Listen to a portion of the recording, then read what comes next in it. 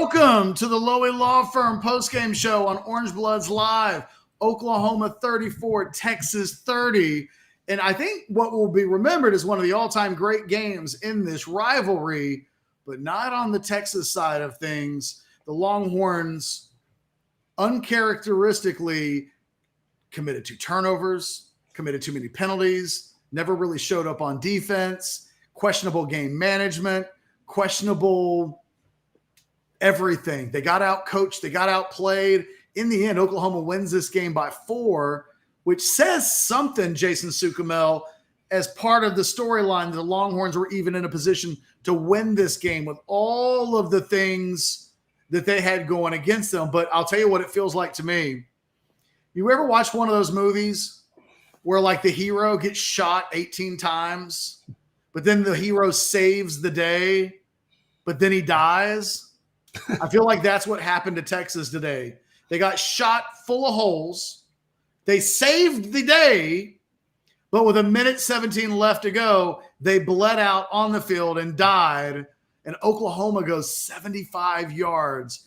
They let Dylan Gabriel, who had a 110 quarterback rating until that final drive, pick them apart. Now the Longhorns go into the bye, and this will be a game that will be really hard for, I think, Texas fans, Texas players, Texas coaches, everybody affiliated with a program. It's a real tough pill to swallow. Yeah, and you get 2 weeks of sting, like you said, the bye week this week. So this one's going to sting for 2 weeks before Texas can get that taste out of its mouth. I don't even know where to begin with this game, dude. I mean, it was just so, like, the first 5 minutes of this game, it just was madness. Like I think it was the first 6 minutes. You had a little bit of everything in the first 6 minutes. I mean, Texas battles back, down double digits, battles back to take a late lead. The defense just did not hold up its end of the bargain today. You know, Quinn Ewers, listen, he turned the ball over 3 times. He had 2 interceptions and a fumble, but I thought Quinn played a really good game. I mean, yeah, he ends up, Jason, he's 31 of 37. Yeah, 346 yards, 160 rating. I mean, and that's with 2 interceptions. He still had 160 rating. But, yeah, I mean, Sark, some of the play calls I wasn't crazy about when they had 1st and goal from the 1. I didn't think his clock management was good. I understand why he was going tempo there at the end when Texas I hated it. I agree. I understand why he did it, because they kind of had a rhythm going. He had it cooking. But I said in our Slack channel, I'm like, they need to be chewing up clock here. They're running the ball well. Just ride Jonathan Brooks in that last drive, get into field goal position, kick the field goal with no time left on the clock. He goes tempo. He leaves a minute and a half or whatever it was on the clock. Plenty of time for Oklahoma to get into field goal range. And, of course, they ended up getting a touchdown out of it. So, man, I love Sark. I love a lot about his style, but his clock management and his lack of time. And then why did he call a timeout there at the end when Oklahoma had 30-something seconds left? Again, I mean, you can make the argument, okay, he just thought they were going to get the stop there and force the field goal. But, dude, call the timeout. If you had an extra 30 seconds there, you're in field goal range. You probably have 2 more plays right there, and you're in field goal range. Or, well, I guess you need to touch on what I'm saying, 34-30. But, you know, you got a couple more plays to try to get close to the end zone and take get the ball into the end zone. But just some questionable decisions down the stretch, I thought, by Sark. Gritty performance by this Texas team. I mean, listen, they were on the ropes, catch. I know people on our board and our Slack channel were like, ball game when they went down by 10, but Texas battled back, took the lead. But just a gut-wrenching loss for Texas, for the Texas fans. And this one's going to sting for 2 weeks. Kudos to the Oklahoma team. They were better than Texas today. They were. For most of the game, I thought, this wasn't a fluke. Oklahoma was the better team for a lot of this they end up winning by 4 on a day where Texas loses the turnover battle 3-0. Mm-hmm. They committed 9 penalties in this game, the last of which was a really big penalty. That pass interference call really sets OU. And OU might have scored anyway, the way they were moving the ball on that last drive. But once you move the ball inside the 5-yard line with plenty of time for Oklahoma, I mean, they ran a quarterback draw on that first play, just kind of draining the clock. I thought Oklahoma played better. I thought Oklahoma they were more physical. They were definitely the more physical team. Which shocked me, yeah. The Texas offensive, the best 2 lines in this game today were the Oklahoma offensive line and the Oklahoma defensive line. Yeah, did not see that coming, but yeah, you're absolutely right. Yeah. I didn't see that coming. Look, I'll eat all the crow that comes with a massively missed prediction on my part. I thought Texas would roll in this game, that they were so upside down on so many key things. The only thing that Texas got better than Oklahoma today was they got better quarterback play. And Dylan Gabriel was really good. I would say not by much, yeah. But in the end, I mean, Dylan Gabriel, he did run for 113 yards, man. That's the thing that saves his performance. He really wasn't good as a passer for the entire game up until 1-7. And look, give Dylan Gabriel a ton of credit. It's the biggest moment of his life. 1:17 to go, no timeouts, balls on the 25. He carried Oklahoma down the field. Kudos to him. Texas didn't make it very difficult, though. Oh, they didn't make it very difficult the entire game. Yeah. It was a wretched defensive performance. I can't name a defender on the team other than Tavondre Sweat and Anthony Hill that I thought played well. There were tons of missed tackles. Yeah. I don't care about stats. Who made plays? And Texas didn't have guys making plays. And they had too many older guys making mistakes.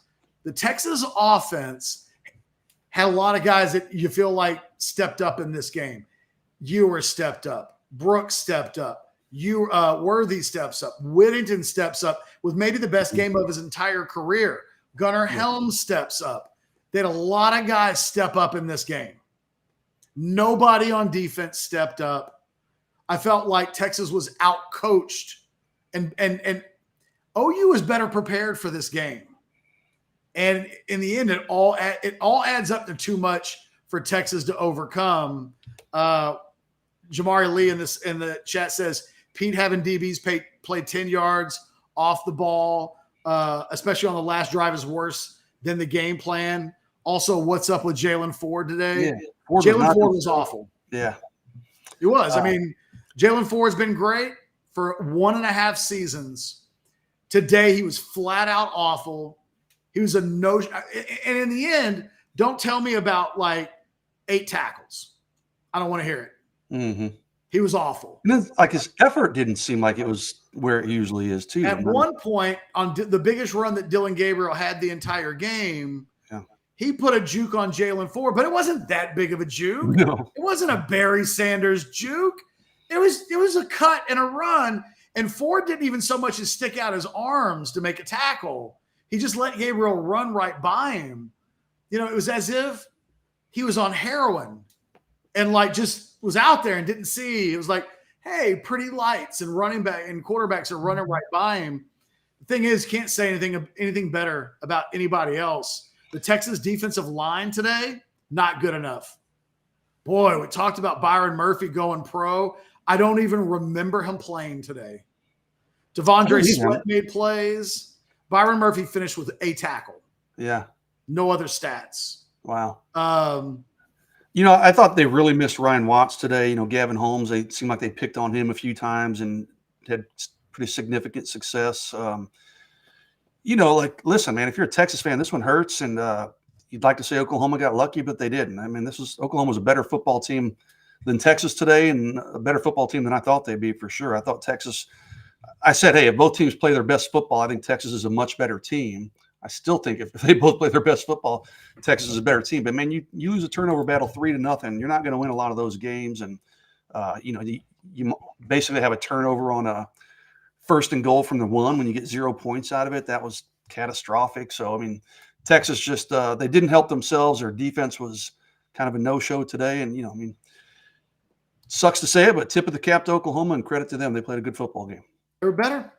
I mean, we can't play the pretend game that luck was what decided this game, because it was anything but luck.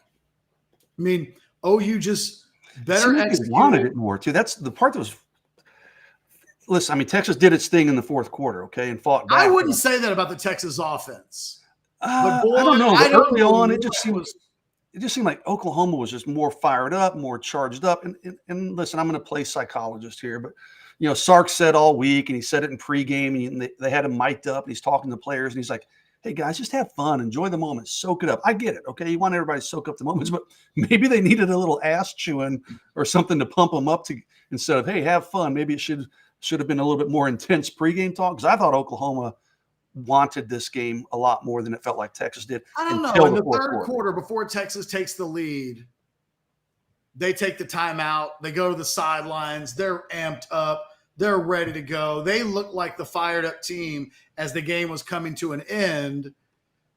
And then they leave too much time on the clock, and Oklahoma gets the ball. It looked like Texas played with 3 defenders on that drive. I mean, that looked like in practice on Fridays, you'll go through one of the things you'll always do as a team on Fridays. You'll go through like the run through. So you're going through special teams. You're making sure that everybody knows where they need to be at all times. And you'll do a little 2-minute drill against air. You'll do a 2-minute drill against air just to kind of practice through the rhythm of what we're going to do when we need to do it. It felt like on that final drive, Oklahoma ran that 2-minute drill on against air. Pretty much, yeah. It was. It took them, what, 2 plays to get into field goal range, I think, maybe? Or 2 plays got them across the 50. Yeah. And then the very next play, they were in field goal range. And the very next play, they were inside the 5. And, I'm credit to every player and coach associated with Oklahoma. They're the rightful winner of this game. They out-executed this Texas team in every way that a team can out-execute Texas. We got a super chat here. Dylan Gabriel was comfortable all day, almost no pressure on him. Definitely a letdown for the D-line. Oklahoma deserved the win. Couldn't agree more. Yeah. 100%. Yeah. That was shocking to me, the lack of play in the trenches on both sides. And frankly, the Texas offensive line getting manhandled. I mean, listen, Oklahoma comes out that first drive, the second half, and just shoves it down Texas's throat. Runs the ball at will on them. What were the stats? Let's see. Oklahoma had 5 sacks on the day. Texas had 1. Texas had 2 quarterback hurries. So 2 quarterback hurries, 1 sack. Oklahoma had 5 sacks, 3 quarterback hurries. Felt like a hell of a lot more than that too. So, Oklahoma. I mean, they won the trenches on both sides of the ball. You win the trenches on both sides of the ball. You win the turnover battle. You're going to win most ball games. And I'll say it again: tip of the cap to Oklahoma. That was a well played game by them, and they came out. Yeah, I agree with you. In the fourth quarter, it looked like Texas wanted it, but for most of that game, it seemed to me like Oklahoma wanted that game and was more motivated than Texas. Bad loss for Sark, because what's crazy is it feels like Texas. You look at all of the negative things that happen. It feels like this is one of these. Jay Lee asks for the red zone stats. No, I don't have those like in the official stats. Let me see if I can find anything red zone related in terms of game stats. Texas was 1 for 3 in the red zone. Sorry, there's my dogs, but 1 for 3 in the red zone. Oklahoma 6 for 6 in the red zone. Is that bad? 6 for 6. 6 for 6 versus 1 for 3. Yeah, not good. Now, one of those that Texas misses on, they end up washing out because they get the block punt. Right. So, but still, Jay Lee, your point. I think you made it. If you do. And no, Wes, we're not going to do the thing where we're firing coaches today. But, we got to now. Pete Kwiatkowski was bad. He was bad today. His players were bad. It's funny. Sooner Werder says, how are those OU receivers now? I mean, I thought they were solid coming in. I didn't think the OU won this game because their receivers were great. I thought Drake Stoops was really good. Let me look at the numbers. Drake Stoops, he was good late. Had a hell of a game, 5 for 130. Yeah. Andrew Anthony I know he left the game late. Stoops goes 4 for 55. I mean, the OU passing game came alive late. I'm not going to begrudge OU any credit in this game. I would list the OU receivers about 10th on my list of reasons why the outcome of the game was the outcome of the game. I think more so than the OU receivers OU ran the ball 43 times today for 201 yards. 113 of that from their quarterback. And there was a lot of missed tackles. That damn Drake Stoops, I'm just looking. He cost me a big prize win with his 55 yards. I had him less than 51.5. So insult to injury. All my other picks hit, and Drake Stoops gets those couple catches late in the game to bust my prize. I'm going to make sure we don't miss any. SS says, suck it up, get to Jerry World. I mean, that is one of the big things that has to happen now. Yeah. Listen, Texas has no room for error, but I said that in my postgame column. My thoughts is like, there's still a lot to play for. The Big 12 championship. If Texas wins out and wins the Big 12 championship, I think these two teams meet again. I mean, Texas very 2018-ish potentially. That Oklahoma was the better team today. I don't think if they played this game 10 times that Oklahoma wins the majority of them, because I think if you're Texas, you'll go into the locker room and say, fellas, we lost by 4. If we eliminated all of the uncharacteristic mistakes, maybe this isn't even a close game. But you know what? You don't get to remove all of the uncharacteristic mistakes. It's part of the story. We'll see if there's a rematch, if Texas can turn this thing around. Jason, I did say that one of the things about this game as we were ending the watch along with Chad, if there is a rematch, I won't be nearly as confident that Texas will automatically win that game. Yeah. No, these are pretty evenly matched teams. I mean, I think you're right. I think if they play it 10 times on a neutral field, I probably pick Texas to win more than 5. Oklahoma's a better team today. I get it, but I can't trust Sark, honestly. I mean, I can't trust Sark can be an A+ head coach in game days. And I thought he made mistakes today that cost his team. And his team did a lot as well, but Texas was not the better coach team. They didn't execute whatever the coaches presented in front of them. I have no idea what the defensive game plan for Texas was today. Yeah. Where would one even begin? Yeah, I don't know. They limited the Oklahoma running backs pretty well, but then they let Dylan Gabriel run all over them. Again, I think not having Ryan Watts out there really hurt them on the outside in the passing game. Gavin Holmes, not only did he they weren't getting hurt in the passing game. I'm telling you, they go into that final drive and Dylan Gabriel is completing 50% of his passes, or like 54% of his passes, and he's got a 110 quarterback rating. And then they let him turn into Patrick Mahomes. Or it's a combination of they let him and he did it himself. Credit to Dylan Gabriel, like he did it. But boy, then you've got the 3. Look, here's another one. Like it ultimately, you wonder how much it cost Texas. They come back. Maybe Texas would have had a bigger than a 3-point or a bigger than a 3-point lead had they been able to crash it in with the possession. They get stopped at the goal line. I thought that was awful. I thought, how many times do you need to see them stop that before you just do something a little bit different?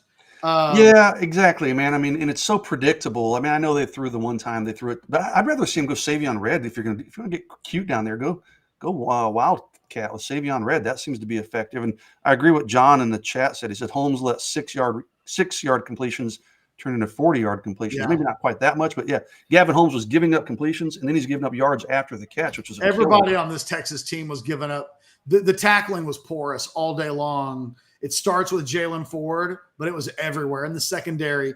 I gave Texas a secondary edge in this game. Boy, they made me look bad with their tackling today.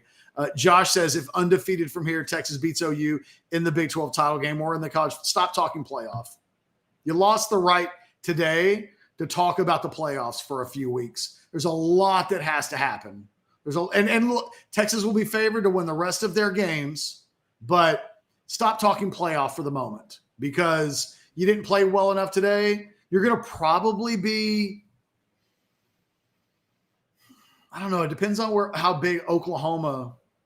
You got to take an emergency, Jason. Go for it. I'll take over and try to answer through these super chats while we wait for Anwar Richardson, hopefully, to join us in a moment. I mean, Josh, you're probably right. It's not that you're wrong.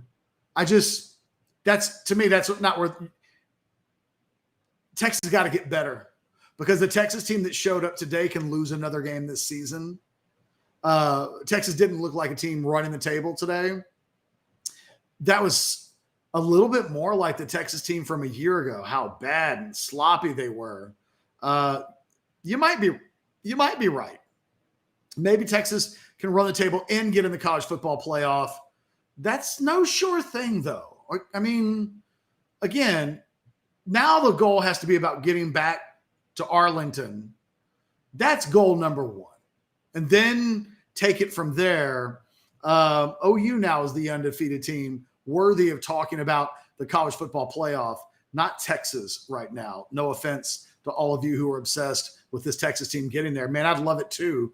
It'd be great for business. It'd be fun, but that can't be the talking point coming out of this game.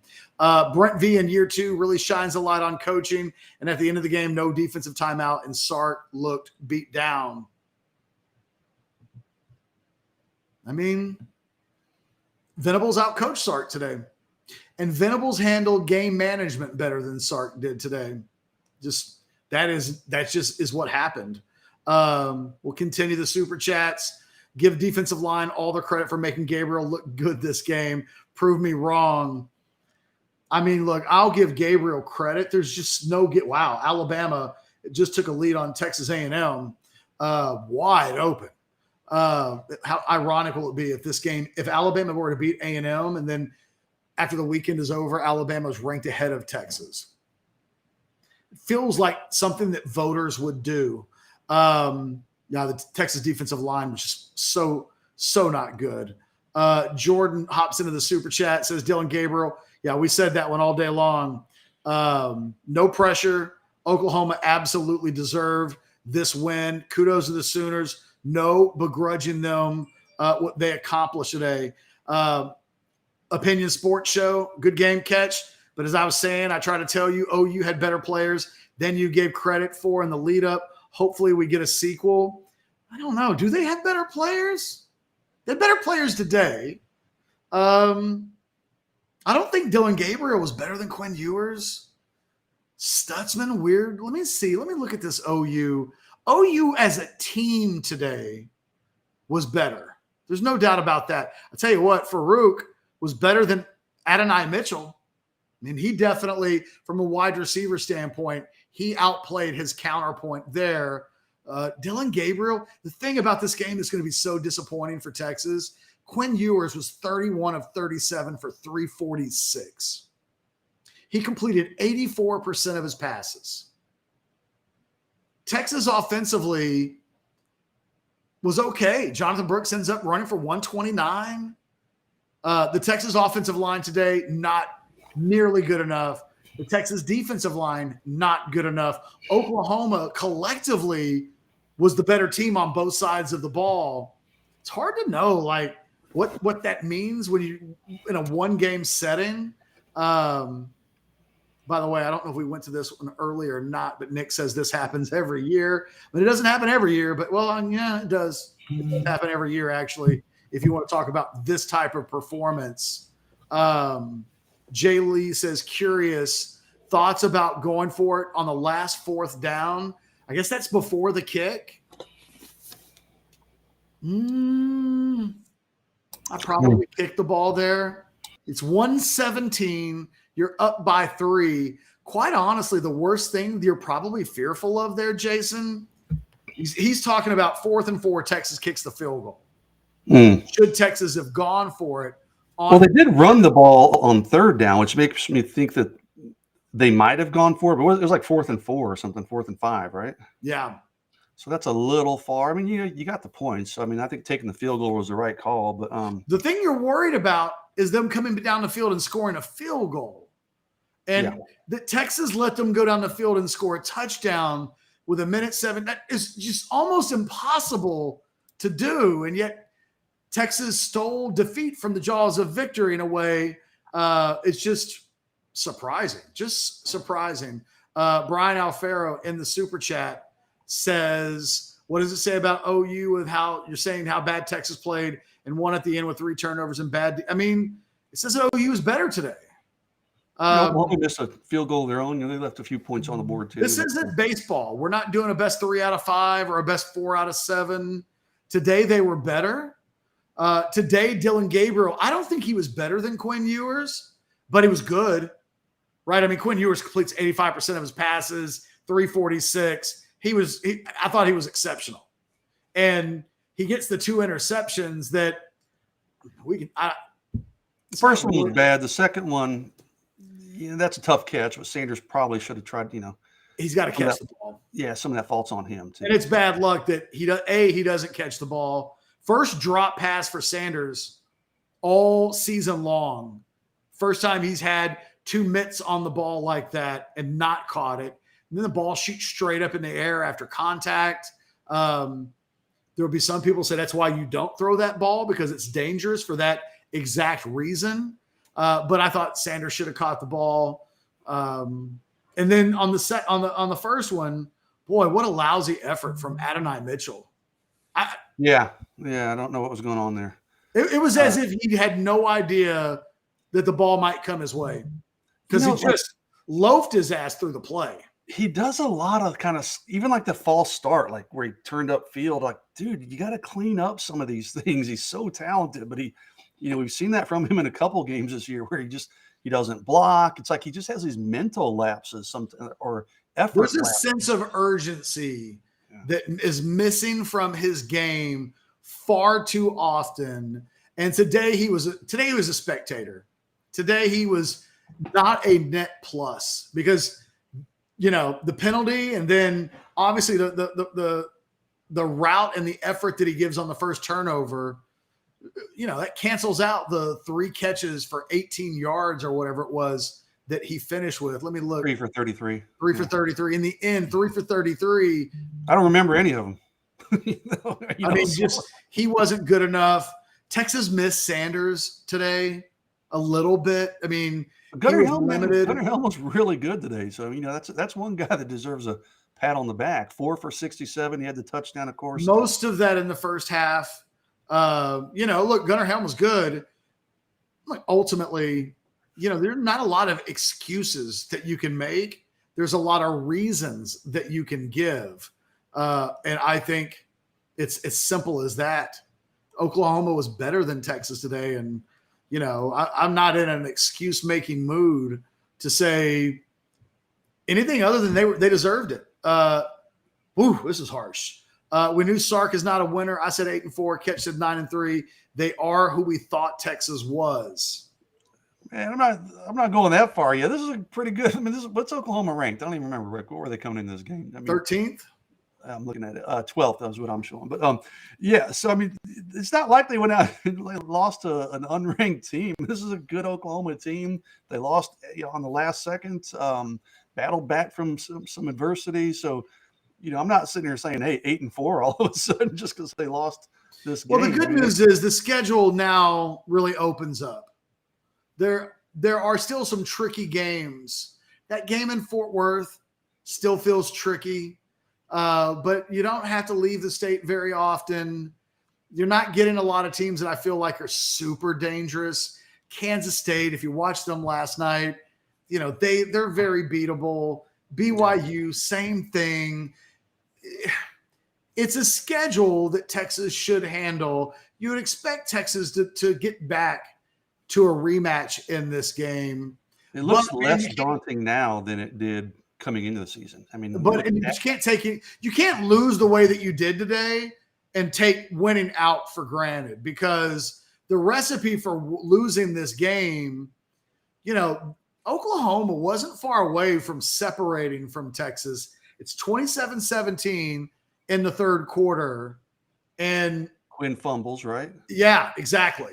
And then they force a 3 and out. The defense. You can replay some of these situations in Oklahoma. We could do the thing where we say Texas doesn't make any mistakes and they win this game. You can do another thing where on a better day, maybe coming out of this game, they do this again later in the year. Dylan Gabriel playing with more confidence, cashes in at 27-17, and suddenly it's 34-17. And, the thing is, you just can't – when you lose a game by throwing up all over your shirt, You can't automatically assume that you're never going to throw up on your shirt again. Part of what this Texas team's got to learn how to do is play ahead as the favorite, play with these expectations. Today, they lost the game of playing with expectations.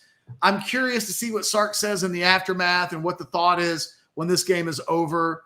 But just, again, not good enough by any stretch of the imagination. And yes, Texas got handled in the trenches today. I'm shocked by that. Absolutely shocked. Quite frankly, all of the players on the offense and defensive line, I don't want to say they should be ashamed of themselves. That's harsh. But they let themselves and the entire team down with their collective performances. They let the Oklahoma defensive line controlled the Texas offensive line and vice versa. And that should not have happened. People, scouts and coaches who've watched both of these teams wouldn't say, and you know what that points to, Jason? Maybe what you said a little bit earlier, which is you thought it looked like Oklahoma wanted this game more. The performance in the trenches would suggest that was true. Yeah, it seemed like it. Like I said, it seemed like that way just from the jump for me. I mean, Texas kind of when they got their backs to the wall, then they're a cornered animal. Then they came out scratching and clawing. But early on, and I mean, listen, we're looking at the chat and we're talking about all these missed opportunities for Texas, and people don't blame this on the officiating. I mean, the officiating was fine. That's not why Texas lost this game. Texas was fortunate to go into the half down by 3. I mean, Oklahoma drops that. It's a low pass. It probably should have been caught for a touchdown. That's what I'm talking about. Yeah. They missed a field goal. So, yeah, Texas shot itself in the foot. So did Oklahoma on some teams. So this wasn't a flukish win by OU, but you wouldn't say OU played a perfect football game. No, exactly. It wasn't like Oklahoma just played above its head and Texas had an off day. I mean, Oklahoma made some mistakes too. Jason, OU will turn around and say, shouldn't have allowed a freaking punt block for a touchdown. Should have had a walk-in touchdown at the end of the second quarter. Should have taken advantage of the Ewers fumble. They'll look at this and say, had we cleaned – OU fans, I think rightfully, along with players and coaches, I think will rightfully say, if we cleaned up some of our stuff, we win this game by multiple scores. They won't just – what Texas fans can't do is act like Oklahoma played a perfect game and that Texas played an unperfect game. And there's some of that because Texas was so sloppy, committed. You lose the turnover battle. If you tell me nothing else before the game other than OU wins the turnover margin 3-0, OU wins. If you tell me that Texas commits 9 penalties before the game, I would have been like, oh. There's a lot here. The red zone stats that Jason mentioned. But this wasn't – Oklahoma's good. And look, I said this too before the week. I thought Oklahoma was capable of winning this game, but I didn't expect Texas to play poorly. I thought if Texas plays well, Oklahoma wouldn't win the game. I thought Texas would run away from this because I think Texas has the best players in this game. I think upcoming NFL drafts will reveal that to be true. I don't think this is an OU team just loaded with NFL talent, but they're good enough that if you play poorly against them and they play up really well, it's college football, man. Upsets happen all the time. And I say that as somebody who predicted Texas winning this game in an absolute ass kicking. Texas has got to stop assuming. Stop assuming in general. I just got to say it, like Brent Venables, man. I thought he was dead in the water last year after Texas beats him 49-0. He's done a hell of a job turning that program around, brought in a bunch of players via the portal. Outcoached Sark today for sure. Jake, this is the pain that I think a lot of people wanted to block out and pretend wasn't coming this year. And yet here we are. Jay Lee says, been a long time since we've had receivers that are aggressive and willing to fight for the ball. 80 is a prime example. I call them ball queens. Jay, I don't think that's fair, man. Xavier Worthy and Jordan Whittington were really good today. Whittington will pay for that ball every time. Yeah, absolutely. I mean, Adonai Mitchell didn't play well enough today, and there's no doubt about it. He has to be better. But if we look at the stats, Xavier Worthy finishes with 8 catches for 108 yards on 10 targets, and Whittington had 10 catches for 115 on 10 targets, 71 yards after the catch. I mean, Jordan Whittington, I think this might be the best game of his career. So yeah, good for him, man. Because last week, me and you and others were calling for less Jordan Whittington, and so good for him for making us eat a little bit of crow. He can really hang his head high. That's good performance by Whittington today for sure. Lane says Texas plays awful, loses their first game of the year, and suddenly the sky is falling. I don't think anybody's saying that the sky is falling. Not us. I think fans might be. But I think what you're hearing from us is that Texas got out-executed, out-coached, outplayed. That's not the same thing as the sky is falling. In fact, we were just talking about that this is a schedule that favors Texas. You would think that they're in a position certainly to get to the Big 12 championship game. What I'm saying right now, though, is based on what happened today, you can't completely take a win in a rematch for granted. It might happen.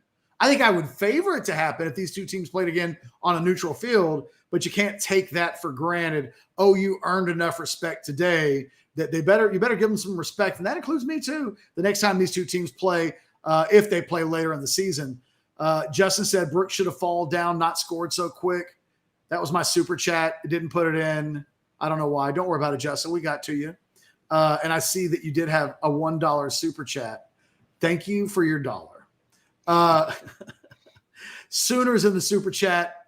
Again, $1.99. Sooner Werder, if you're going to be in a super chat more than $1.99, don't be cheap. Don't act like you didn't laugh at OU wide receiver names. We laughed at Farouk. Come on. That was a couple of weeks ago. It's a funny name, especially the way Jason said it. What did I say? I blame you. You were the one with the Farouk joke. I don't even remember. What did I say? You were like, who? You said, who the Farouk are these guys? That wasn't. That was you. I'm like, what was I drinking? What was going on? I don't know if you were can confirm that was Jason Sukumoto who said, who the Farouk is that? It's terrible. Hey, now, Jason, I laughed my ass off when you said it. And he's technically, this is directed at me. He's saying, don't act like you didn't laugh. No, I laughed, but it was funny.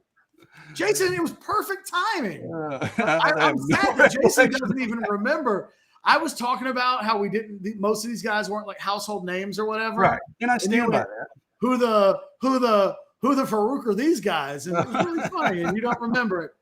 Serious question. Rather lose 49-0 or the way Texas lost today? Rather lose the way Texas lost today, no doubt about it. Come on. Would you rather lose in historically awful fashion or in a last second, dreadful loss? I mean, losing's losing. Don't lose 49-0. Arthur Mills jumps into the chat. You got off the bus ready to play and Texas did not, pure and simple. I don't really disagree with that. I don't think the entire Texas team wasn't ready to play, but too many guys weren't ready to play. And it felt like all of Oklahoma's guys were ready to play today. Williams got an interesting little thing. He wants to let everybody know terrible effort on the Hail Mary. Yeah, Quinn got hit as he threw it. It seemed like that thing was just sky high, but I mean. There's a reason why those plays are literally called Hail Marys. Yeah. I mean, they're not called 50-50s. They're called Hail Marys. Jason says this is on Sark. He's never proved to be a championship coach, and yet we keep acting like he is one. He has improved his roster, but he is still a B- head coach. I'm pretty critical of him a lot with his clock management, and I thought it bit him in the ass again today, but it hasn't just been today. I agree with Jason. There's some in-game things sometimes that Sark does. Listen, I think he's a fantastic coach and a game planner, and he's built the roster, and he's a good recruiter, but some of his in-game decisions, especially with his clock management and his timeouts, I just don't understand, including today. I mean, I didn't understand. We talked about it earlier, but not taking the air out of the ball there on that, I guess it would be their second to last drive when they kicked the go-ahead field goal. I don't understand not calling a timeout with like 30-something seconds left when Oklahoma had the ball to give yourself a little bit more time to, if Oklahoma kicked the field goal there, to possibly come back and kick your own. But yeah, questionable clock management. I mean, how many times do we see Sark take timeouts in his pocket at the end of the game when he could have and probably should have used them? But yeah, definitely not a shining day for Sark today, I don't think. Boy, I'm trying to finish up a little bit of my thoughts on the game and get them posted over at orangebloods.com. Feel bad for Jordan Whittington today. Talk about a guy that deserved to walk off the field with a win. Just, hey, and if Texas had won this game, you'd say the same thing about a lot of the Oklahoma players today. I thought Oklahoma, in fact, when Texas went ahead and took the lead, there was a part of me that was like, boy, if OU loses this game, what a rough loss, because they'll feel like they were the better team and should have won. It proves how dangerous Texas is in any game that they play, that they can score points. But I remember somebody asked me earlier this about a week ago that I think the Texas defense would keep teams from scoring 30 against it. And I was like, boy, that could happen literally in the OU game. I didn't predict that it would, but certainly they're capable of doing it. Texas scores 30 and they left points on the board. It really, just a disappointing performance from the offense. No way to really get around that. Jordan in the super chat, let's not pretend like anything's off the table. OU wanted it and played like it. They'll play again. This was just round one. Yeah, Jordan, at the moment, the playoffs are off the table for now. It's not off the table, but it's like on the little kids table at Thanksgiving. There's a big table where the grown-ups get to eat. Those are the undefeated teams. And if you lose a game Texas isn't out of it, but they're going to need some things to happen. They're going to need to win the rest of their games. They're going to need teams in front of them to lose. We can't pretend like Texas completely controls its destiny with regards to what's on the table. We'll see. I think from my perspective, Texas falls at the back end of the top 10 after this loss. You got to now play one game at a time. You know that nothing matters until you get a rematch against Oklahoma anyway.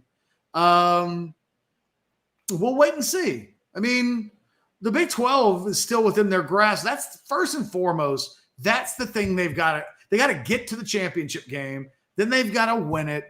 Then you see what happens afterwards. But, we'll hear a lot of that, I guarantee, in Sark's post-game press conference. He'll say, hey, our goals are still in front of us. And same shit we hear from every coach every year. But, hey, Big 12 championship, you want to be in the conversation in December. First things first, get to Arlington. John says, this is why I don't believe in our secondary coaches. Our DBs were at least 6 yards off the receiver. Holmes didn't have a single pass breakup. Yeah, it definitely wasn't a great day by the secondary. Their coverage did seem pretty soft today. I don't know if some of that was due to Ryan Watts not being out there. I'm sure that contributed to some degree. But, Jaron Thompson, drops an interception that he nearly had. I thought Thompson played a pretty good game, though. He broke up a couple passes, including the one to Stoops. Not a great day. He didn't have a good game on that final drive. Well, man, at some point, what happens last matters most. Mm-hmm. And this is so random, but like Xavier Worthy, some of his decision making on these punt returns, like, dude, why are you fielding a fair catch on the 5? And then the other one, he lets it bounce several times, and then basically, I think he's doing. There's nothing he could do about the bouncing ball. Literally, people were bitching that he was letting the ball bounce. The time we can't do it both ways. We can't say, why are you letting the ball bounce? And then the one time it bounces and there's nothing he can do about it. He scoops up the ball dangerously. I wouldn't have done that. I think they're telling him you catch anything outside the 5-yard line, which means if the ball comes to you at the 6. Even on a fair catch, though, I don't get it. I subscribe more to the don't catch anything inside the 10. Yeah. But I do feel like if that ball hits at the 6 and it bounces to the 1, I feel like we're nitpicking Xavier Worthy and saying, why didn't you catch the ball at the 6? The rule is 5 yards difference there versus more likely it's going to be a touchback and it's a 15. Maybe. I don't know that we could say more likely on that one. Could have happened. I don't know that we could handicap if it was more than 50%. OU had guys down there. It's the bounce of a ball. So if it bounces towards the end zone, they might have still kept it from going into the end zone. There's a chance it would have bounced the other direction and Texas would have gained yards. Of all of the things, that's so far down the road of things that I would focus on. Jordan says, we've seen hints of this play all season long, letting teams hang around. We found out today what it's like to let a good team hang around. It's a good point. That is a good point, Jordan. Got nothing to really say other than good point. The super chats just keep coming in. We're always outcoached. We are always outcoached. Wyoming, Oklahoma, TCU last year. Oklahoma State was Sark. We are always outcoached. It's time. Time for what? You going to get rid of them? I don't know, but thank you for the super chat. Let's see. Arthur's back in the super chat and says, we can name that Sark might be 2.0, Mac 2.0. We can be okay with that, but let's just be real. It's got a long way to be Mac 2.0. So. Mac 2.0 is a Hall of Fame coach. Yeah. Steve Sarkisian's not Mac 2.0 yet. I mean, maybe by the end of the season, you can say after he wins, if he wins a first 10-win season, you can say Mac 2.0, but put some respect on Mac. Mac Brown has a national championship, played for 2, and won 10-plus games like a decade straight. So Sark's got a way to go. Arthur, I feel what you're saying, but again, let's put some respect on Mac's name. I don't know that we're quite there yet. Leon with a $10 chat. Thanks, Leon. Do you think Sark needs to give up his play calling duties? Nope. That's what he's Superman at. I mean, I don't know that he's any better with game management, not calling plays. No. If the moment that you take play calling away from Sarkisian, Jason, I don't know how you feel about this, but the moment you take play calling away from Sarkisian, you're taking away one of the single biggest reasons why you hired him as a head coach. He would probably walk before he let that happen. That would. Well, and who's a better play caller than Steve Sarkisian? Who are you? When Herman was the coach, the issue was that Tim Beck was the OC. And so it was who can be a better a better play caller than Beck? Anybody. That's, no. So I completely refute that. Do we really have the athleticism on defense to be elite? Linebacker is a question mark with no pass rush. It's hard to answer that question today, Leon. They didn't have the athleticism or the playmakers today. So, and linebacker was a question mark. I don't remember David Benda making a play today. I'm looking in the stats. 4 tackles, 2 solo. He was a no-show as far as I'm concerned. And on a day when he's a no-show, Jalen Ford was a net negative. He just was. And there were some guys that typically you count on to be great players who were no-shows today.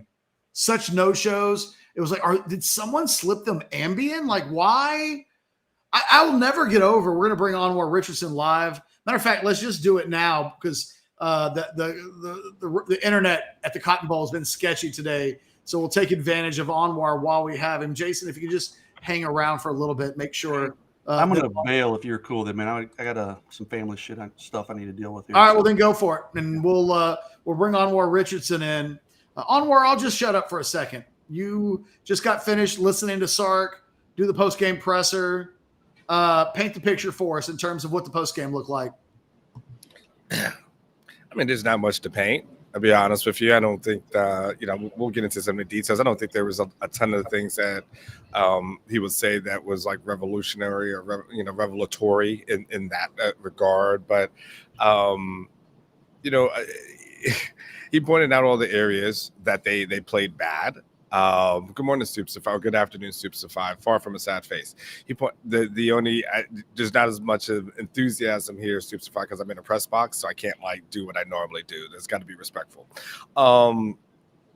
But hey, he pointed out all the areas that they played poorly in, Catch, and it's really, but you can choose one and you can go there. You can talk about the penalties and the false starts. That of course was happening. The defensive standpoint and the tackling, of course, that was one thing as well. I mean, he went along and really pointed out all he was trying to point out all the bad areas and kind of look at it as a positive as far as them still being able to fight and compete as relates to that. But red zone obviously was a problem that he had to address. They gave up 6 of 6 in the red zone. Texas had been number 1 in the conference as far as red zone defense is concerned. All the struggles on defense, and I think the thing that got him probably the snippiest from today was when someone asked him about Dillon Gabriel, what was the hardest thing about defending him, his running ability. And paraphrasing, as I paraphrase it, both the question and answer, he basically says his running ability, and then leaves it at that. But Dillon Gabriel ends up being someone that, they did not expect clearly to be the runner that he was, and the way that he said, like, you drop into coverage and then you give up that in that lane, and then he was able to take advantage of it in that way. So I think he addressed all those things. But it's still at the you got to go back, you got to look at the tape and things to that effect.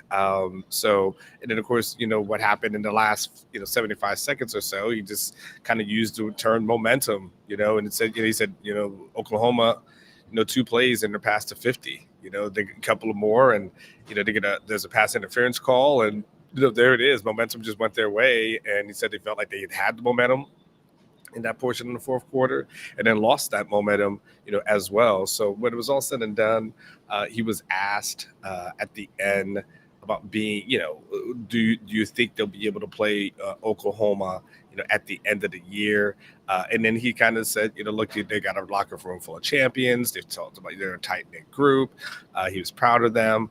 Said one day at a time. But once again, he used the term, we got a locker full of champions, and our goal is to win the championship this year. So we got to go in and handle our business. So a locker room full of champions. Yes, a locker room full of champions. Oh, excuse me. First, he said a locker room full of competitors, and then he said a locker room is full of champions, and our goal is to win a championship this year. First, he said competitors, and then he said champions. I mean, okay, we won't over nitpick his words from the post game. Ultimately, they don't matter a ton. Did anybody ask him about his role in this game? Because one of the things, from my perspective, from Jason's perspective, from a lot of people in the chat, Sarkisian it felt like Texas got outplayed. Texas got dominated at times in the trenches, but it felt like Texas got outcoached. And part of that was Sark's game management at various times there at the end, questionable. Did anything come up with regards to the decision making late in the game and his play calling inside of the strategy of how they ended that final drive? So just a couple of things. So I was able to ask him, Catch, about the being on first and goal in the play calling that happened there. Because, first and goal, they don't walk away with a point. And of course that ends with the Xavier Worthy, which, being on close to the goal line, people being upset about the face mask, things to that effect. I mean, you'd have to tell me, I thought the replay looked like the face mask happened kind of after Xavier was down, but you might be able to have a better view than maybe I had. It wasn't a face mask. I didn't think it was. Yeah, I know people have made a huge deal out of that as well, but those things happen with a loss. But he just said, like, as far as that was concerned, they said it'd been very effective for them. And he said, they wanted to execute the plan that they had. He said the first play looked like a linebacker shot the gap. He said the second play, So I think you said something like kind of strung out a little bit. He said the third play looked internal, and then they got penetration, again on the fourth down. But he said he felt pretty good about, the play calling itself. Okay, sorry. I mean, you asked the questions. All I can do is give you the answers. No, I regret asking you that question. Anwar, your general thoughts on today? Well, there's a couple. I'll give you the unpopular one, and then I'll give you, so let me start outer. I think, that Oklahoma and Venables have done a much better job coaching and building up the program, especially from what we saw last year to what we're seeing this year. I think, for all the question marks that we had about them and who have they played and what have they done and all this kind of crap, solved it. They answered it today. So, I know no one from Texas would want to give, a tip of the cap or anything to that effect, but that ends up being my overall first thing is that, Venables has got this program back to where it was, when Lincoln Riley left, and, they were able to have a quarterback who, we had some questions going into this game. Didn't really view him as a running threat. And you know what? They game planned it perfectly, Catch. They game planned saying, okay, we know Dylan Gabriel could do certain things, but we think he can beat this team with his feet. And they did. And, I think it was a great execution, great game plan by them.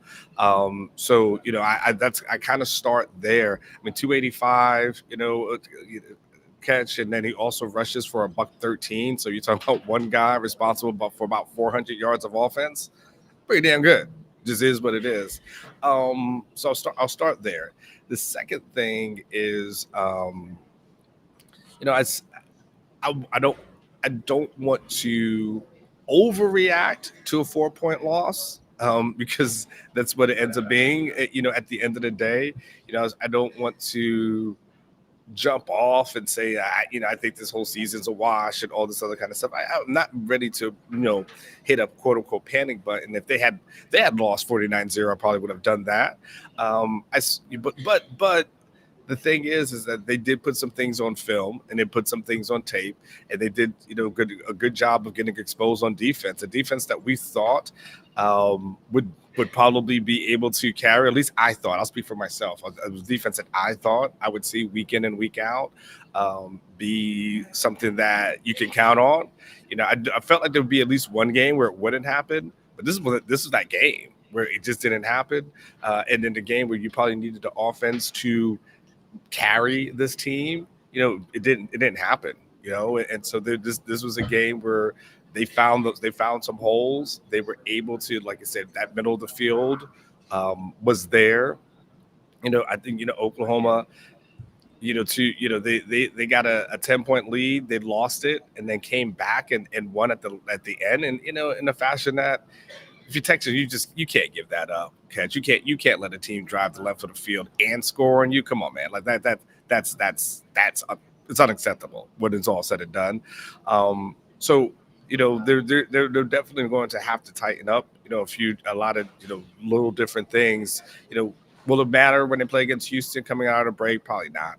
But for the other teams that they do face on their schedule, sure. I don't look at this now, Catch, and say, oh, my God, I think they're going to win. They're going to lose 3 more games. Nothing crazy like that. But in order to get to Arlington, where they ultimately want to be, the defense is going to have to tighten up a little bit. Some of the offensive things that happened, wasn't perfect. And at all stretch of imagination, and Quinn, he has one interception that's on him. I think the other one, that bounces off to Tavian's hands. The other guy catches it. So it's kind of hard for me to put that one on him. But the first one happens, and that happens really early in the game. I didn't think either of those picks were on Ewers.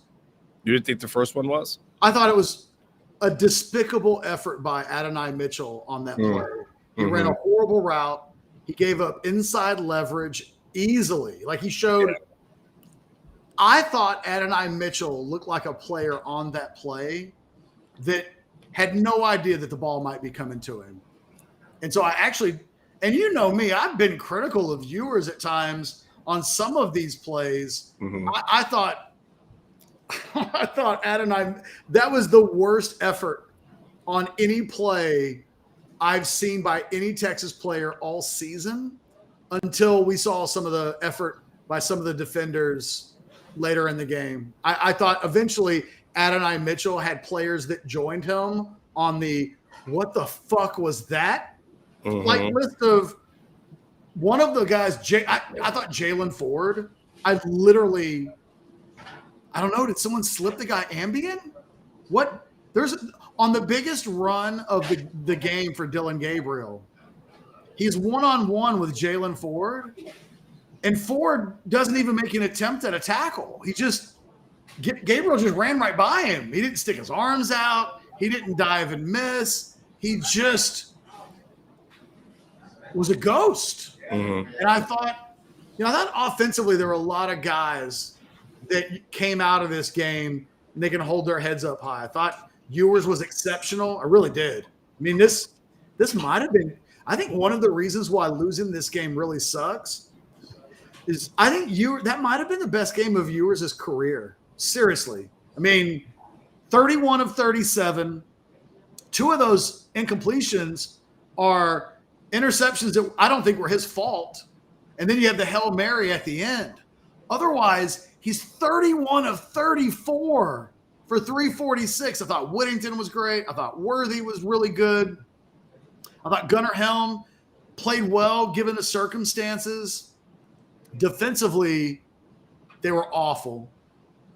They came out not ready to match OU's intensity from the beginning on both sides of the ball. Mhm.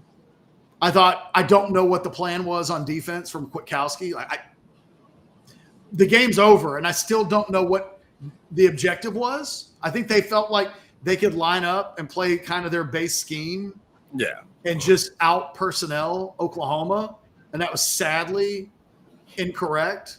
You remember what I had in the War Room catch, right? That they felt really good about their front four and felt really good about their front four's chances against OU. Other than Tavondre Sweat, it was an embarrassing performance for the Texas defensive line.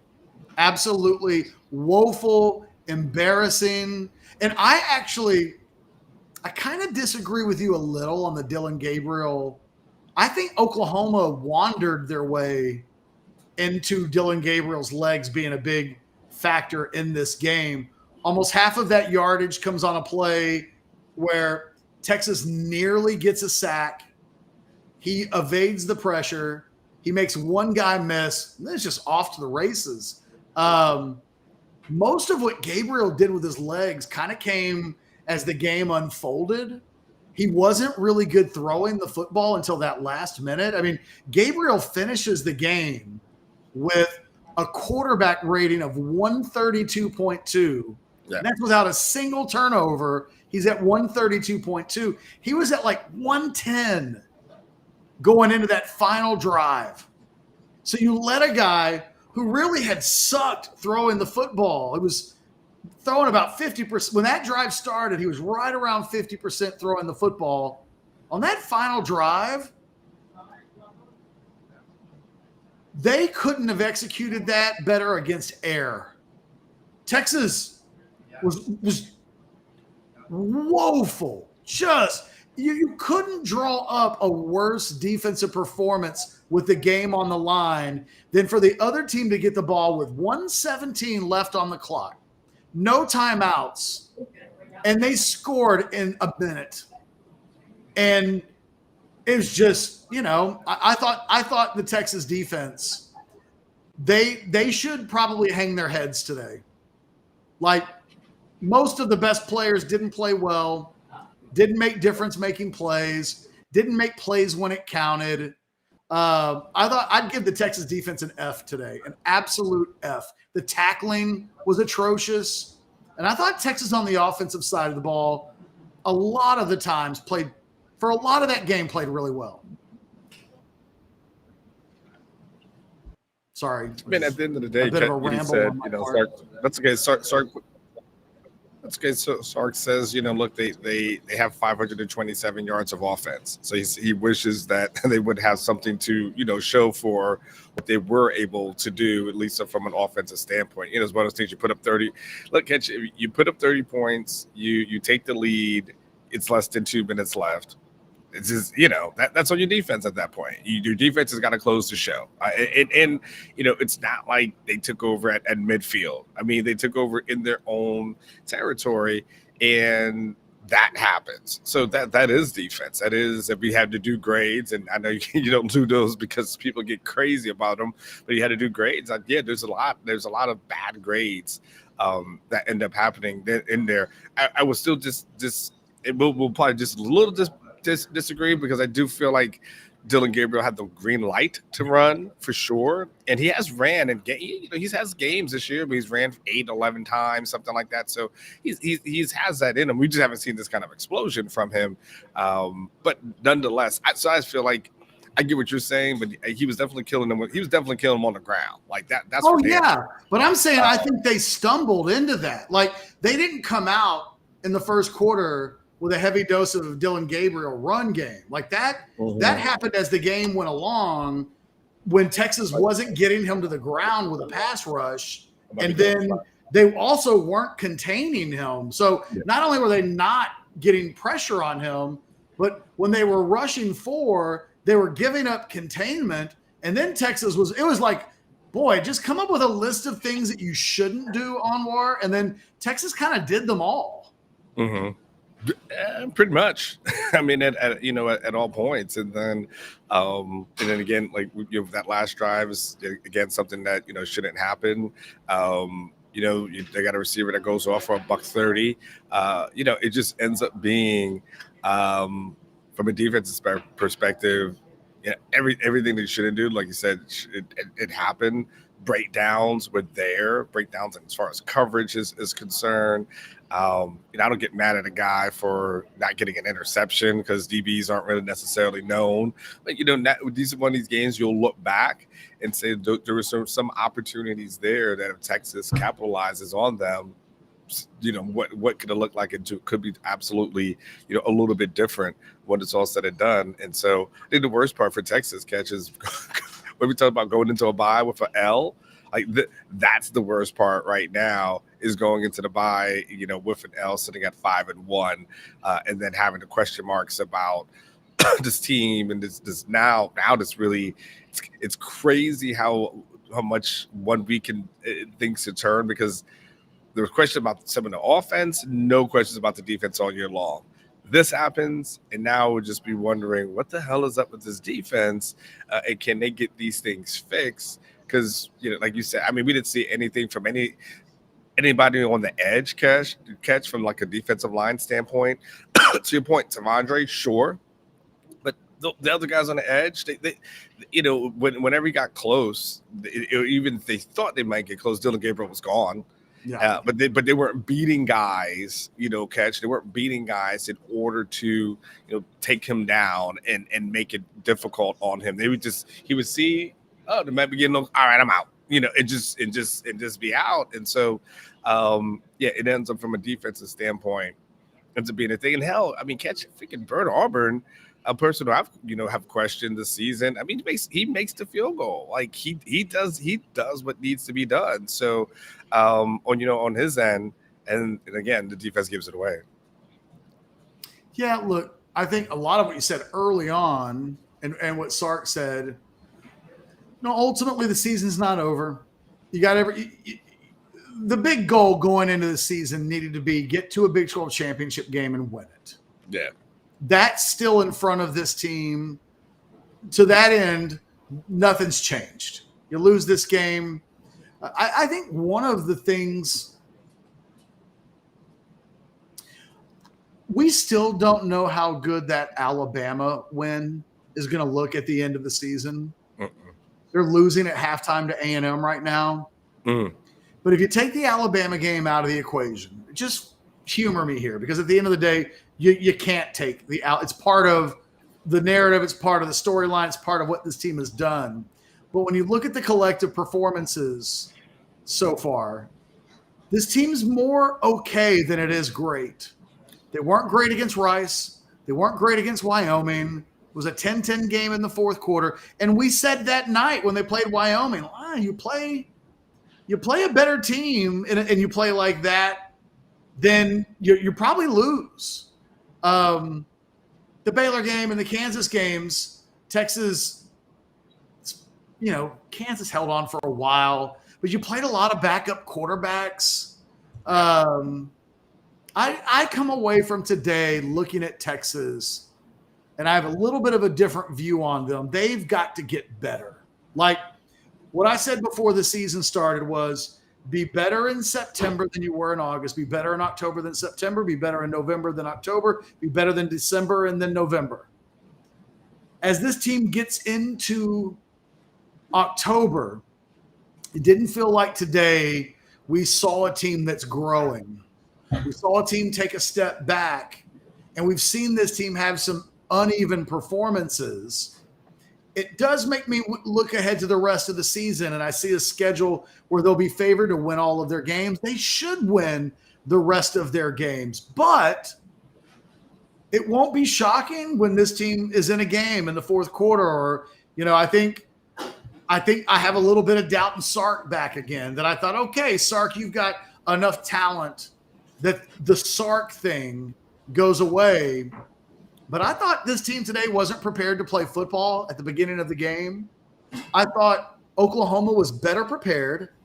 I thought they were better coached through the game. I thought Venables, from a game management standpoint, and there's another universe out there where Oklahoma runs away from Texas.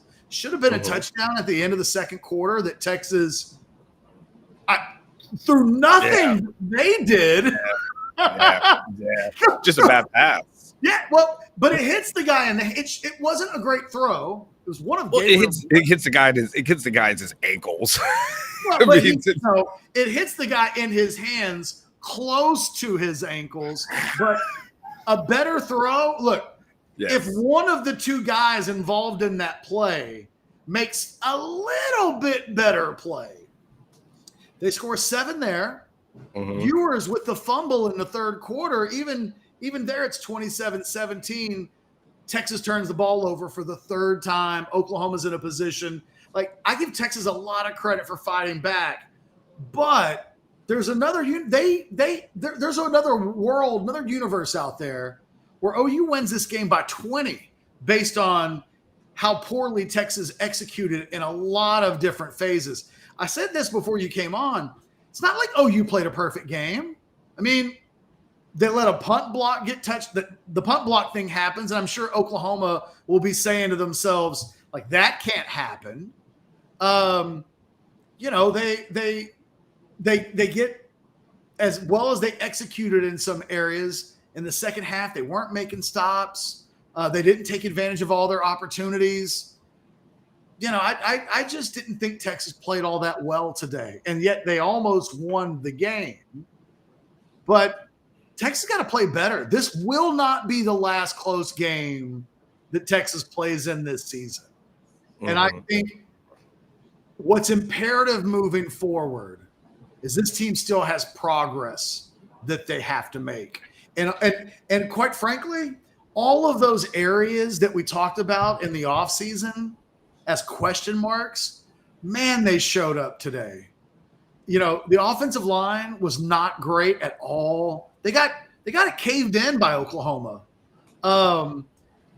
Texas was poor at linebacker today, and David Benda no-showed, but that was better than Jalen Ford, who I thought was a net negative. He did not help his team out today. Where were the playmakers on defense? One of the things I said throughout the offseason was you worry about this team with its pass rush, and you worry this team like who makes big plays if Jalen Ford isn't making the big plays. Yeah. Barron Sorrell no-showed today. Byron Murphy no-showed today. David Benda no-showed today. Nobody in the secondary made a play. There were missed tackles. It was the kind of thing that reminded you of this team's vulnerability if they're not clicking. They can't just sleep their walk their way to a victory. And I'm a little more concerned about this team moving. Look, I thought Texas would blow out Oklahoma. There's no running away from that. I got it way, way, way wrong. But the devil's in the details when breaking down this game. And that team's going to go back and look at film. And for the first time this season, there's a hell of a lot more bad than good. And that shouldn't be happening 6 weeks into the season. You're the number 3 team in the country. And too many players look like they were playing on Ambien. Look like they went out last night. I mean, did the Texas players go party last night? Because defensively, they were uncharacteristic from everything that they've done for most of the season, almost to the point where they were unrecognizable. Yes, there was. Can I ask you a question, Catch? What did you think about clock management towards the end of the game for Texas? Okay. I hated it because I thought, so it's 1st and 10 at the 35. Mm-hmm. And what Chad and I were talking about at that point, there was like 2.5 minutes to go in the game. And I thought, look, there are 2 things that you really would like to accomplish, all things being equal. You want to score, but you want to leave Oklahoma no time left. Mm-hmm.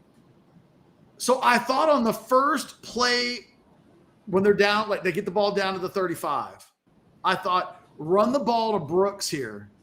It takes the clock under 2 minutes, and you get yourself closer to being where you want to be in field goal range.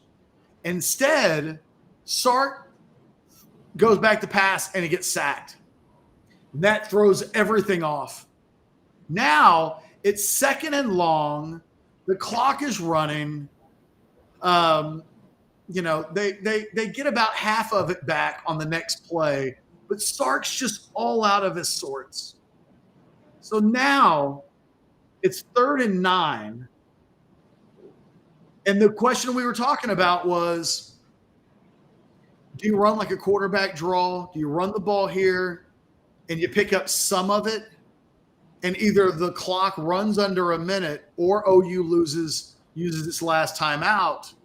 But if you run the ball there and you play for the field goal, it's the first time in this entire game that you go brakes instead of all gas.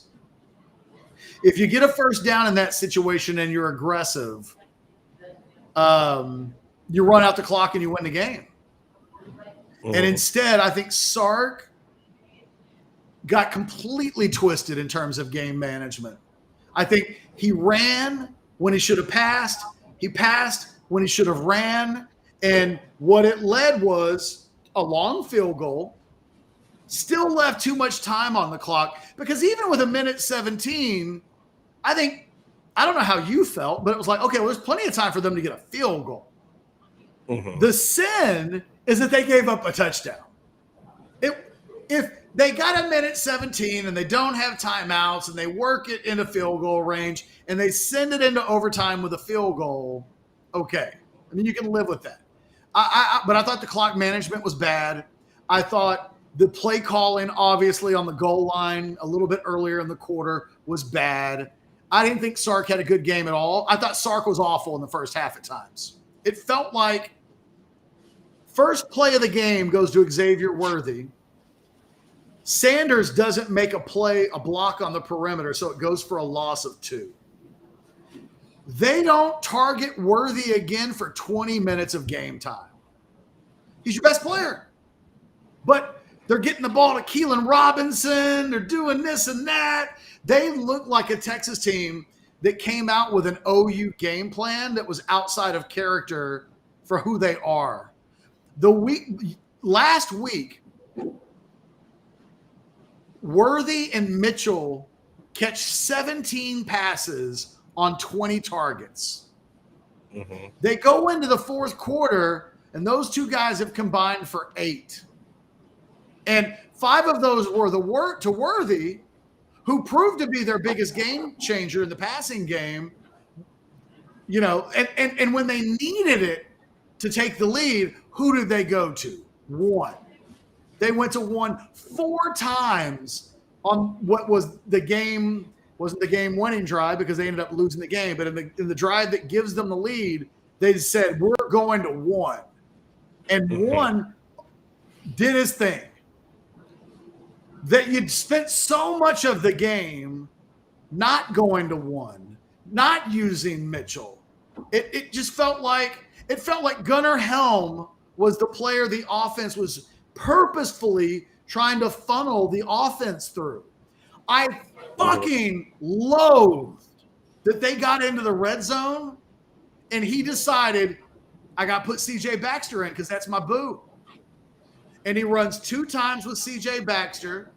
It completely uprooted the drive, and it cost them points. It proved to be the difference in the game. 4 points. Well, where did you leave points on the field in this game? Well, you left them on the field in the first half when Jonathan Brooks is cooking. And then you put CJ Baxter in the game when he's averaging 2 yards a carry, and you end up stalling on that drive because as soon as Baxter came in the game, the OU defense crowded the line of scrimmage.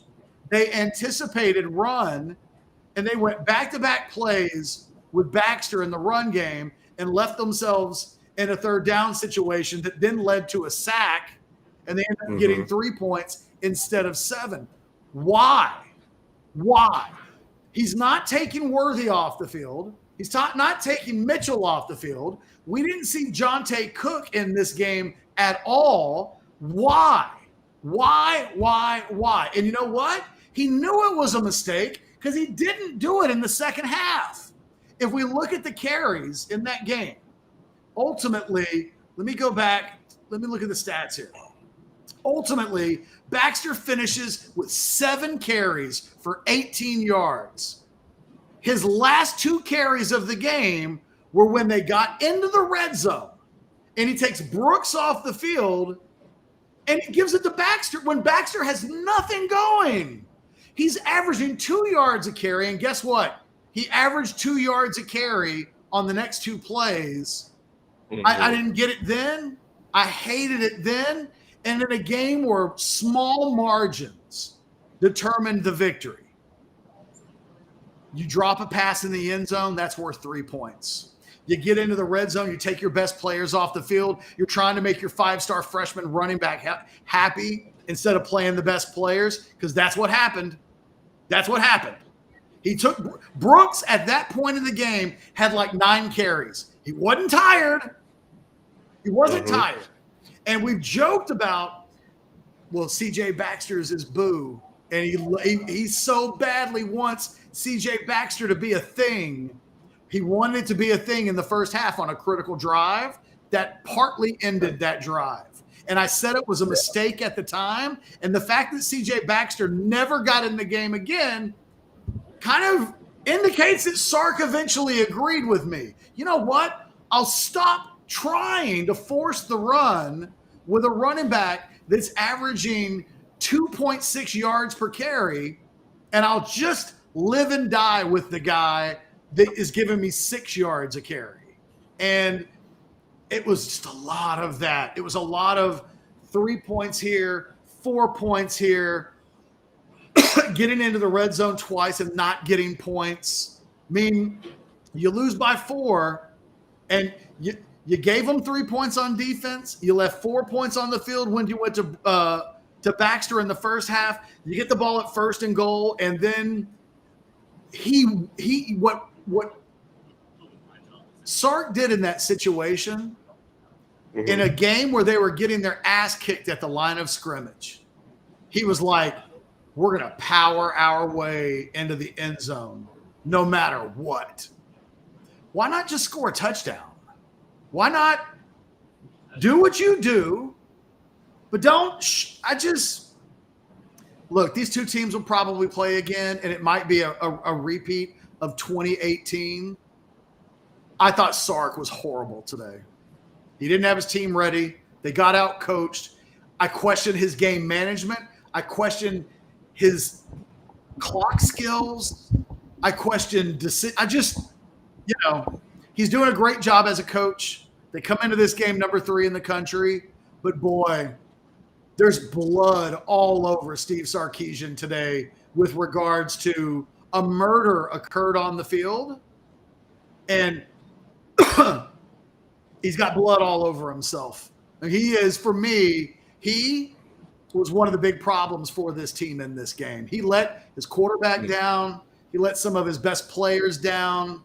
I didn't like what they were doing early in the game. You asked me what I thought about clock management, but it really it goes into a lot of, I thought Sarkisian, for the first time this season, just laid an absolute egg, and there were periods of every single quarter of the game where it felt like Sark laid an egg. Let me do this. I'm currently at 5%. Oh, you're done. Let me see if I got time to find something. Let me see if I got time to find something. Let me knock some super chat questions out, and if you don't, we'll wrap it up. Okay, let me just disable the camera. I'll be right back. Let me just expand my screen here a little bit. We've yet to see a full 4 quarters of dominance. No doubt, Jordan. No doubt. What do we got here? D-Max says, absolutely embarrassing for a number 3 team to play like this. I didn't think it was the whole team, but boy, it's just, again, OU came out more ready to play this game than Texas. They were more physical early on. They had a better idea of what they wanted to execute. They did execute. There was a lot going on, players and coaches involved. William says, today it feels like Mac year 3, Stoops year 2. Boy, William, I won't go that far, but I mean, Matt got out coached today. There's no doubt about that.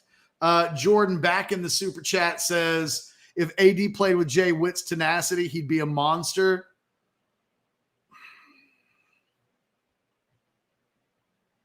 Yeah. Jason, sorry it took so long to get to this. He says, okay, Kesh, I was scared of the war room when Sark's message to the team was weather the storm. What a loser bitch way to coach your team for the rivalry game. It came true and Sark was embarrassed. Boy, that played out, didn't it? It did feel like for the entire first quarter, Texas was trying to weather the storm instead of being the best team on the field with better players and just beating them. They played, I described it like a fight in the watch along, where it felt like Texas was trying to jab their way through the first quarter, and OU came out throwing haymakers and power punches and were landing them, and the game plan didn't change. It was like, sometimes styles make fights, and you come into a fight and you want to establish the jab, and the other guy, sometimes Hagler Hearns happens, and if one guy's coming out and he's trying to be Marvin Hagler, you can't be like, well, I'm just going to try to absorb. It can't be Rocky against Clubber Lang. It can't be, well, I'll just take a whole bunch of punches and then Clubber Lang will get tired and then I'll win the fight. No. No. And I'm going to keep this question, Jason. I'm going to come back to it in a second, because if Anwar is able to join us, I want him to see that. Julian says, kind of reminded me of the Sugar Bowl with Georgia, the less, more talented team, outplayed the bigger, more skilled team and deservedly won. Julian, that didn't pop into my mind, mainly because Georgia didn't come back and take the lead in that Sugar Bowl, only for Texas to dominate the entire game and win it late. But now I feel you. Here's one, and you mentioned the war room earlier, Anwar. Are you back? Are you good? Yes, I am back. I'm back. I'm plugged in. I'm good to go. Jason says, I was scared of the war room when Sark's message to the team was weather the storm. What a loser bitch way to coach your team for this rivalry game. It came true and Sark was embarrassed. Ouch. It did. It was hard not to think of the war room in the first quarter, Anwar. It was like, there they go. They're literally trying to weather the storm of a lesser team instead of being the storm themselves. What you reported in the war room played out on the field. Yeah, good time to sign up for Orangebloods. But yeah, I mean, that's the thing that I had was that they expected OU to start out strong. They expected OU to come out and maybe show some things and do something. I don't think they expected OU catch to. I don't think they went into there saying like, all right, we're going to throw an interception on the first, whatever, and then that's what's going to happen. I think they expected a little bit more of what happened from the offensive side of the ball and maybe from the defensive side of the ball. But yeah, he had an inkling, a sixth sense, call it what you might, that OU might go ahead and start strong, and they did catch. They came out strong, and we saw it from the jump. And you felt it, even though the score was 7-7. You felt it, like, okay, this team's ready. Like that, this team is not going to be a pushover. And if you just think like, oh, it's just going to be the second half magic. The what was it called? The Sark trip tick or whatever that thing was. When Sark just magically scores 3 touchdowns. Like that was not going to happen. You felt like OU was ready, and yeah, they weathered the storm, and they just couldn't weather for 4 quarters. Let's talk about the bright side of things, and then we can wrap this thing up. And let's go back to Quinn Ewers. He was exceptional today. He was exceptional. If you tell me nothing else before the game that Quinn Ewers is going to be 31 of 37 for 346, I think it's 52-17 Texas. I mean, it was the most efficient over 4 quarters that I've ever seen Quinn Ewers. And he helped drag this team back from behind. And I think one of the things that I would have, early in the game, I was a little worried for Quinn because of the first interception. Sometimes 1 becomes 2. I'll give you an example. Keelan Robinson runs into the punter and gives Oklahoma a first down, which proved to be costly. And then when they kick off, Keelan Robinson fields the ball in the end zone. And what does he do? He brings it out because he did get a penalty, right? So he let 1 bad play become 2 on special teams. Ewers never let the 1 bad play lead to another bad play. And I thought he picked Oklahoma apart. Ewers was exceptional. Worthy was really good. Whittington, maybe the best game of his career. Right. I've been a little harsh on Jordan Whittington because where's that been, right? Where is Jordan Whittington? Jordan Whittington at 71 yards after the catch today. That is a guy that we haven't seen a lot so far in the last year and a half. He was great today. And Jonathan Brooks runs for 129 yards. Like, he does the damn thing again. Offensively, I think Texas was doing the things that it needed to do. They broke apart in the red zone too many times because if they do nothing else but convert a couple of red zone opportunities, they win the game. That they didn't is partly the responsible for a 4-point deficit at the end. So I give Ewers a ton of credit. Like, again, this was for me in a loss, Quinn Ewers' best performance of his career. I think he was better today than he was against Alabama. Because I thought on a couple of the big plays in the Alabama game that decided the game, I thought a little lucky. Those catches that Worthy and Mitchell made against Alabama, those moon balls go up into the air, those are, I don't think, high percentage completions, but they pulled them off. Today, Ewers wasn't relying necessarily on his players to bail him out. He made one great throw after another. And that, boy, again, I think today is as good as I've ever seen Quinn Ewers. Well, that says a lot, Catch. And I would definitely say I thought he did a really really good job today. Like you said, the interceptions happen, not necessarily 100% on him once bad reads or anything to that effect.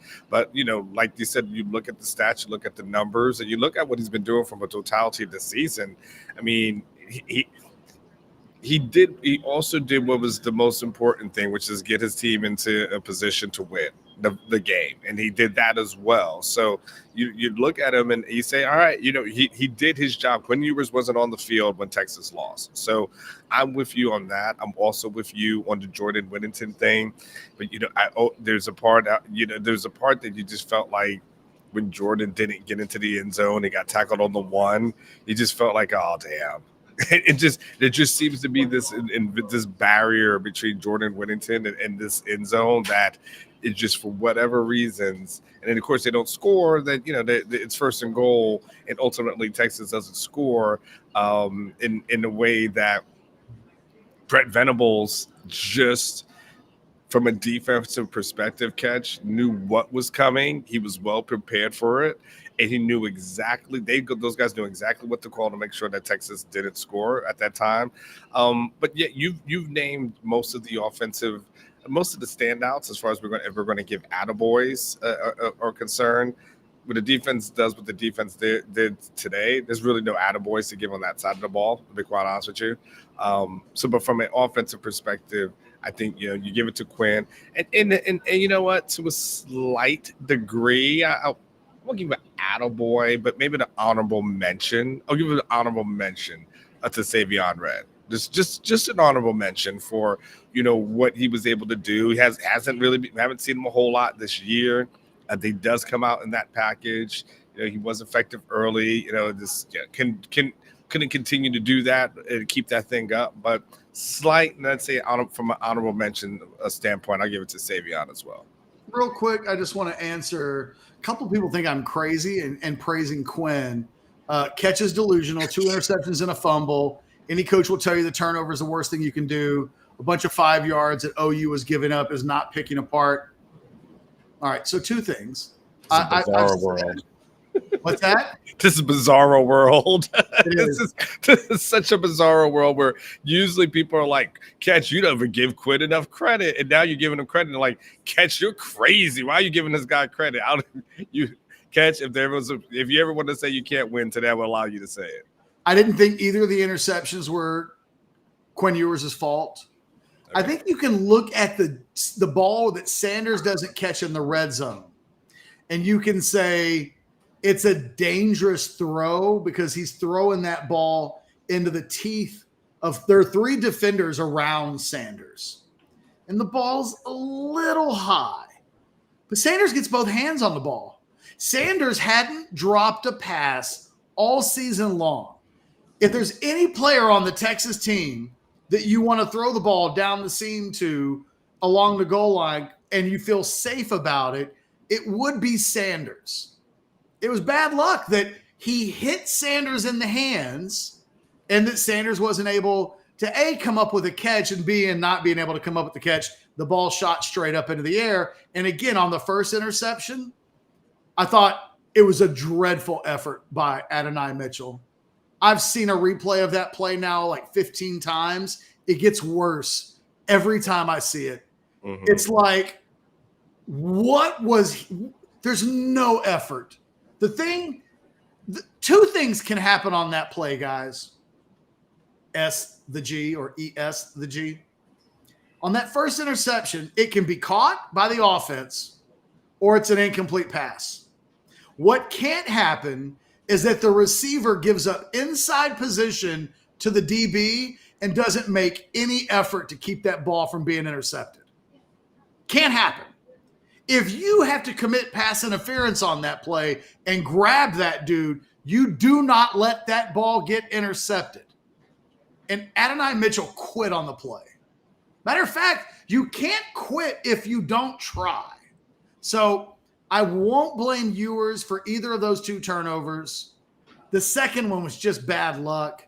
The fumble, I do think the one nitpick, Anwar, that I would have on Ewers, I think all week long everybody's been telling him that he can run and he's Vince Young. Quince Young, as some people have called him on Twitter. And he got a little greedy today with wanting to take off and run, and it led to the fumble, which sometimes you got to give the other team credit. He got smoked on that play. He got popped. He got lit up. I'm never going to blame a quarterback for fumbling in that situation. If a guy gets hit like that, if Patrick Mahomes is scrambling tomorrow and he gets smoked like that, the ball probably going to come out. Same thing with Dak Prescott. Same thing with name any NFL quarterback you want to. It was a big-time hit. An OU defender made a big-time play. I thought Quinn was great today. The 3 turnovers go against him, but come on. I'm more willing to listen to the fumble because I didn't love him pulling. It was 3rd and 10, I think, on that play. He was never going to gain a first down, and I think he was thinking, I'm a runner, and he's not. And he needed to buy time to throw, and he didn't. But other than that, I thought he was really good. Okay. You answered their question, Catch. Let's see. By the way, You got some super chats in there. that we no, haven't we're gotten caught to? up. Okay, I felt like someone said we didn't get to one of theirs recently, unless that was it. But I felt like I just saw one. If That's it. I'm scrolling up and I don't see any. Maybe I saw it a little while ago, but I could have. And look, I'm not going to engage with you much more on this S into the whatever. The dude was 31 of 37 for 346. He had an 84% completion percentage. If you don't think he played well, fine, but you can shut up. Like, I'm done. You're good. If you want to keep chatting, knock yourself out, but like, we're good. Anwar, I'm good, man. We're at hour 40 in. We're not going to reinvent the wheel. We've caught up on super chats. Let's give a shout out to Adam Loewy of the Loewy Law Firm. Boy, it feels like a crime was committed against Texas today, and Texas should contact him for a lawsuit. Maybe Quinn Ewers should sue one of the OU players. I don't even remember who hit him, but sue that guy. And maybe some Texas fans can sue Steve Sarkisian for not doing a good enough job today. But other than that, like, Adam Loewy delivers every time. Texas not so much today, and back to the drawing board they go. 100%. Now we have another super chat that came in, though, Catch. All right. Well, what's that? I don't see it. Stanley. Is it me or does Ewers not keep his eyes up enough when he gets flushed out? I know it's easy for me to say, but guys are open when this happens. I think today it was an issue. I think he had – I mentioned it just a second ago. I think the success that he had running the football in the last 2 games created a little bit of fool's gold. And he's not honestly that athletic. He's not honestly – he's one of those guys, if it's 3rd and 10, my expectations aren't that he's going to pick up that 10 yards if he scrambles. I think OU onward kind of dared Ewers to take the run bait because when he did scramble, they closed on him very quickly every time. They had dudes that were not about that, not about that action. Like he may have been able to do that against some other programs, the Kansases of the world or the Baylors of the world. What we learned today that we may not have known is that OU has some dudes. They have some and they have some dudes on defense, Catch. And I'm not saying they were perfect, but in that regard, to make sure, like, hey, you want to run that thing? That's not going to happen today. They made sure that didn't happen today. By the way, I'm watching Jalen Milroe. I'm such a Milroe fan, and it just isn't happening for him ever. He just should have had a walk-in touchdown, but boy, he can't be accurate. I'm good for myself and Anwar. You got anything else? We've said all we can say. We'll write about this tomorrow on Orangebloods. Anwar will have a Sunday pulpit. Hey, it's not midnight, so I have time to write today. We have a little bit of time. I'll have my 10 thoughts from the weekend. Guys, I know that today wasn't the day that you wanted it to be, and then Jalen Milroe throws a touchdown pass on the next. Yeah, he's just I can't imagine being a coach and just being frustrated with that guy. It's got to be so frustrating. By the way, we haven't said it. My last thought: the first 6 minutes of this game were loony, man. Yes. Yes. I mean, Yes. it felt like I was in a psych ward, and all of the psych patients had been let out and loose. And it was crazy. In the end, it ends up not being the story of this game. I would not have guessed that when the game was starting in the first quarter. Look, we'll write about all this. Do us a favor. Go over to Orangebloods. We appreciate you hanging out with us today. Yeah. Thanks for the super chats. For myself and Anwar Richardson, safe travels, my man, coming back home. We will see you guys on Monday morning. Monday overreaction show. When I go back and watch this game on War, man, I might have some hot takes on Monday. I feel like I had some hot takes today in the post-game show. I can see you kind of doing the catch. That's it's like watching a car crash. But tell me where the lies were told. Guys, hit the like button, subscribe to the channel on the way out. Have a great rest of your Saturday. See ya.